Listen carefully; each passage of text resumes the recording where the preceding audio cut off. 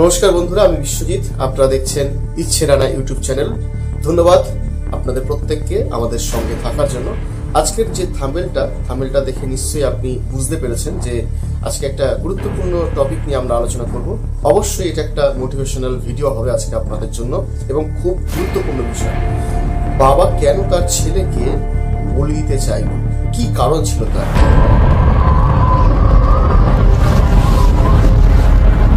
তো এই বিষয়টা আলোচনা করার জন্য আজকে আমরা সরাসরি বাইবেল থেকে কিছু অংশ পাঠ করব এবং তারপরেই এই বিষয়টাকে নিয়ে আমরা একটু আলোচনা করব।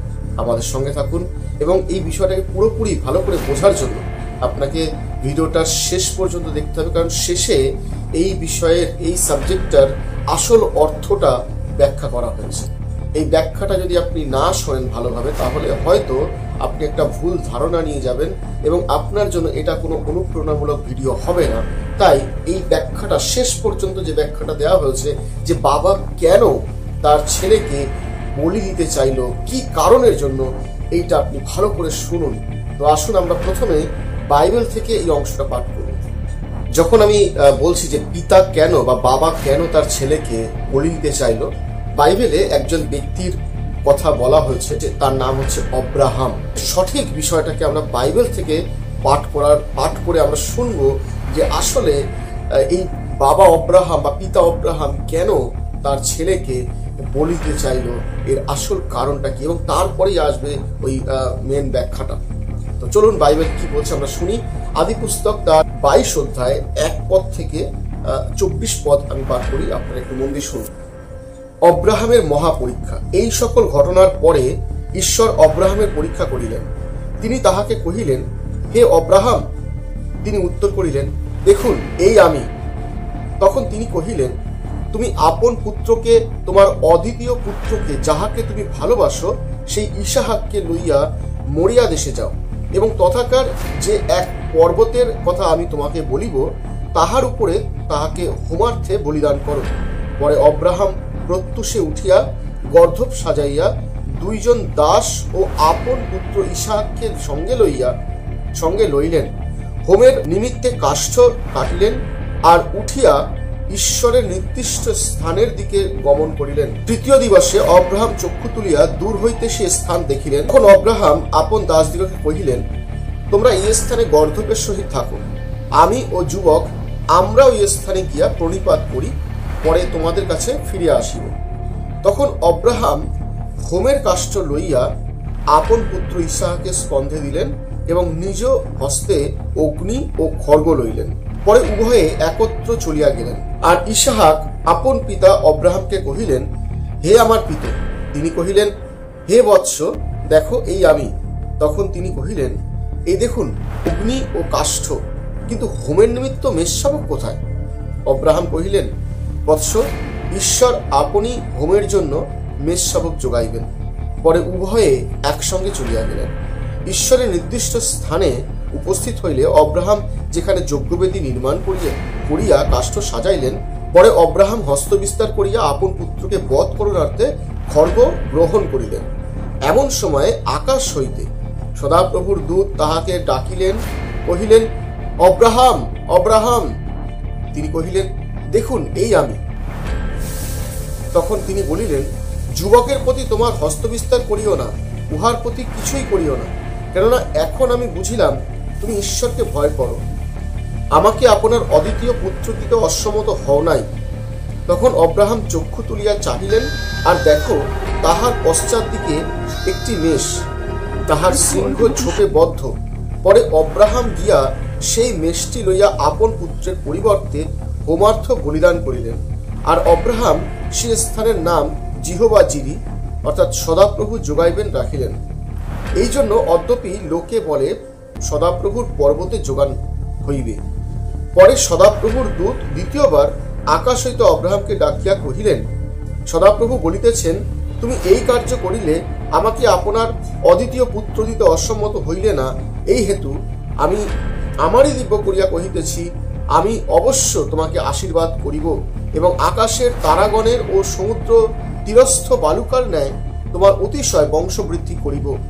তোমার বংশ শত্রুগণের পুরুদ্বার অধিকার করিবে, আর তোমার বংশে পৃথিবীর সকল জাতি আশীর্বাদ প্রাপ্ত হইবে, কারণ তুমি আমার বাক্যে অবধান করিয়াছ।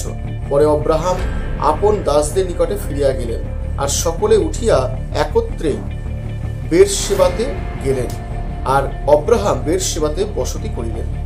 ঈশ্বর তার আপন বাক্যে আশীর্বাদ করুন। আজকের যে বিষয়টা আমরা দেখছিলাম, যে অব্রাহাম তার সন্তানকে, তার ছেলেকে, একমাত্র ছেলে ইসাহাককে বলি দেওয়ার জন্য গিয়েছিলেন, আর শেষ পর্যন্ত অবশ্য বলি দিতে পারেননি, কারণ ঈশ্বর শেষ পর্যন্ত একটা মেষ জোগালেন এবং অব্রাহাম তার ছেলেকে নিয়ে আবার ফিরে আসলেন। এই যে ঘটনাটা একটা খুব গুরুত্বপূর্ণ ঘটনা। এই ইসাহাককে অব্রাহাম তার বৃদ্ধ বয়সে সন্তান হিসেবে পেয়েছিলেন।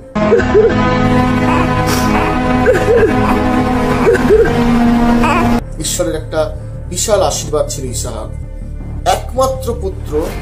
যখন আমরা আমাদের জীবনে সব থেকে প্রিয়জন, যে আমাদের কাছে সব থেকে প্রিয় হতে পারে, সেটা হতে পারে সে আমাদের সন্তান, হতে পারে সে কন্যা বা ছেলে, বা হতে পারে স্বামী স্ত্রী, বা কোনো জিনিসপত্র হতে পারে।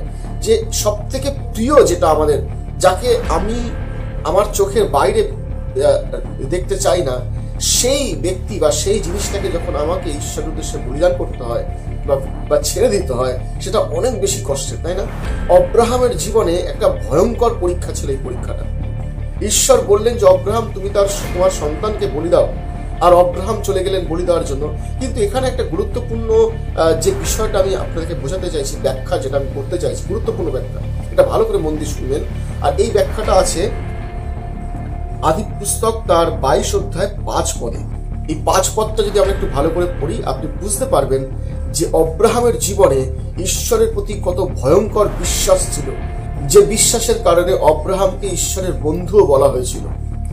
আমি এই ব্যাপারে একটু পড়ছি, আপনি একটু শুনুন। লেখা রয়েছে আদি পুস্তক তার 22 অধ্যায় 5 পদে, তখন অব্রাহাম আপন দাসদিগকে কহিলেন, তোমরা এই স্থানে গর্ধপের সহিত থাকো, আমি ও যুবক আমরা ওই স্থানে গিয়া প্রণিপাত করি, পরে তোমাদের কাছে ফিরে আসি। এই যে বাক্যটা যদি আমরা একটু ভালো করে এর ব্যাকরণগত অর্থটা দেখি, আমরা যাই আবার ফিরে আসবো, এই শব্দটা আসলে বহু বচনে লেখা হয়েছে, এক বচনে নয়। মানে আমরা শব্দটা তো জানি যে বহু বচন। যখন অব্রাহাম বলছে তার দাসদেরকে, তোমরা এখানে তার দুজন দাসকে নিয়ে গেছিলেন অব্রাহাম, এবং সেখানে রাখলেন এবং বললেন তোমরা এখানে থাকো, আর আমি এবং আমার ছেলে ইসাহাক আমরা যাচ্ছি ওই পর্বতে, কিন্তু আবার তোমাদের কাছে ফিরে আসবো। এই যে ফিরে আসবো শব্দটা আসলে বহু বচনে লেখা হয়েছিল। তার মানে অব্রাহাম 100% ঈশ্বরের উপরে ভরসা রেখেছিলেন যে হ্যাঁ, আমি অবশ্যই ঠিক, ঈশ্বর আমাকে বলেছে আমার ছেলেকে বলি দিতে, আর আমি বলি দেওয়ার জন্য যাচ্ছি, কিন্তু আমি এটাও বিশ্বাস করি যে আমার প্রভু তিনি এত কঠোর নন, তিনি আমাকে অবশ্যই এই ব্যাপার থেকে উদ্ধার করবেন। এবং সেই কারণে অব্রাহাম সেই বিশ্বাসের সহিত তার দাসদেরকে এটাও বলেছিলেন যে আমরা আবার ফিরে আসব। অব্রাহামের ঈশ্বরের প্রতি বিশ্বাস ছিল যে ঈশ্বর তিনি সমস্ত কিছু রক্ষা করবেন। এটা একটা গুরুত্বপূর্ণ বিষয়। এই যে পরীক্ষায় উত্তীর্ণ হওয়ার পরে অব্রাহামকে ঈশ্বর যে বিশাল আশীর্বাদ করলেন, যে তোমার সন্তানদের, তোমার বংশকে আমি প্রচুর আশীর্বাদ করব, এবং তারা পৃথিবীর সমস্ত জাতিকে আশীর্বাদ করবে। অব্রাহামের মধ্য দিয়ে আজকে পৃথিবীর প্রত্যেকটা জাতি আশীর্বাদ প্রাপ্ত। অব্রাহামের মধ্য দিয়ে আজকে পৃথিবীর প্রত্যেকটা জাতি ঈশ্বরের অনুগ্রহ পেয়েছে। যখন অব্রাহাম ঈশ্বরের প্রতি বিশ্বস্ত ছিলেন, ঠিক সেই রকম ভাবে ঈশ্বর আমাদের প্রতি তার ভালোবাসা দেখালেন তার একমাত্র পুত্রকে বলিদানের মধ্য দিয়ে। এবং এই প্রভু যীশু খ্রিস্ট অব্রাহামের বংশের মধ্য দিয়েই এই পৃথিবীতে এসেছিলেন, আর সমস্ত পৃথিবীর প্রত্যেকটা জাতির জন্য আশীর্বাদ আমরা পেয়েছি, সেই পরিত্রাণের আশীর্বাদ, স্বর্গে অনন্তকালীন জীবনের আশীর্বাদ। একজন মানুষ বিশ্বস্ততার জন্য সমস্ত পৃথিবী আশীর্বাদ পেয়েছে। আমি একটা ছোট্ট ব্যাখ্যা দিতে চাই এখানে। অনেক সময় আমরা আমাদের সব থেকে প্রিয়জন কোনো মানুষকে, বা আমার সন্তানকে, বা আমাকে, বা আমাদের আত্মীয়স্বজনকে, বা আমাদের কোনো অর্থ হোক বা কোনো জিনিসপত্রকে আমাদের প্রথম স্থানে রাখি হৃদয়ের। যখন আপনি আপনার কোনো জিনিসকে, কোনো প্রিয়জনকে প্রথম স্থানে রাখেন, ঈশ্বরকে বাদ দিয়ে, আপনার জীবনে একটা পরীক্ষা এসে দাঁড়ায়। আপনি আপনার প্রথম প্রেম কাকে রেখেছেন? অব্রাহামের কাছে এক পরীক্ষা ছিল। অব্রাহাম তার সব থেকে প্রিয়জন ইসাহাককে কি তার প্রথম স্থানে রেখেছে নাকি ঈশ্বরকে রেখেছেন? আপনার আমার জীবনেও একই পরীক্ষা আসতে পারে। তাই ভালো করে আমাদের হৃদয়কে যেন ভালো করে বুঝে দেখি যে সত্যিকারের আমার হৃদয়ে আমি কাকে রেখেছি। আমার মেয়েকে প্রথম স্থানে রেখেছি নাকি আমার ঈশ্বরকে? আমার ছেলেকে প্রথম স্থানে রেখেছি নাকি আমার ঈশ্বরকে? আমি আমার সম্পত্তিকে প্রথম স্থানে রেখেছি নাকি আমার ঈশ্বরকে? এটা খুব গুরুত্বপূর্ণ একটা পরীক্ষার সময়। আপনি আপনার নিজেকে পরীক্ষা করে দেখুন। যখন আপনি বা আমরা আমাদের প্রথম স্থানে স্বয়ং ঈশ্বরকে রাখবো, ঈশ্বর সমস্ত কিছুকে আশীর্বাদ যুক্ত করবেন, তাই না? তাই বিশ্বস্ততা একটা গুরুত্বপূর্ণ বিষয়। অব্রাহাম এই পরীক্ষাতে বিশ্বস্ত ছিলেন। কেন অব্রাহাম বলে দিলেন? তার কারণ ঈশ্বর তাকে আদেশ দিয়েছিলেন, ঈশ্বর তাকে বলেছিলেন। গুরুত্বপূর্ণ বিষয়। আজকে ঈশ্বর যদি আমাকে আপনাকে বলে আমার সব থেকে প্রিয়জন, যাকে আমি সব থেকে বেশি প্রথম স্থানে রাখি, তাকে ছেড়ে দিতে হবে, বলিদান দিতে হবে বা আমাকে সরিয়ে দিতে হবে, আমরা কি প্রস্তুত আছি তার জন্য, ঈশ্বরের সে আদেশকে পালন করার জন্য? প্রশ্ন আপনার কাছে। ভাবুন, চিন্তা করুন। ধন্যবাদ। এতক্ষণ পর্যন্ত আপনারা এই ভিডিওটা শুনেছেন। এটা একটা খুব গুরুত্বপূর্ণ টপিক আপনার জন্য, আমার জন্যও শিক্ষণীয় বিষয় যে আমরা যেন ঈশ্বরের প্রতি বিশ্বাস রাখি।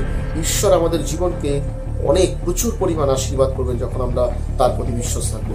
ঈশ্বর আপনাদের প্রত্যেকে আশীর্বাদ করুন। দেখা হচ্ছে পরবর্তী আরেকটি ভিডিও নিয়ে, এরকম মোটিভেশনাল ভিডিও নিয়ে। ততক্ষণ আমাদের সঙ্গে থাকুন, ভালো থাকুন, সুস্থ থাকুন। জয় যিশু।